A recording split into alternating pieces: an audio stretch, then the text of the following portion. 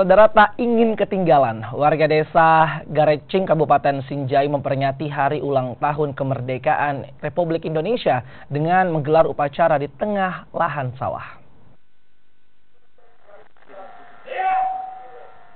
Meski digelar di tengah sawah, namun upacara peringatan detik-detik proklamasi kemerdekaan Republik Indonesia yang ke-72 di Dusun Honto, Kabupaten Sinjai berlangsung hikmat.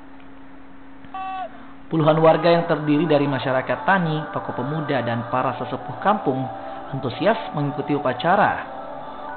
Bendera merah putih dikibarkan di batang bambu yang ditancapkan tepat di tengah sawah. Saya selaku kepala desa berbangga diri. Nah, ini proklamasi ini bisa kita laksanakan di mana saja.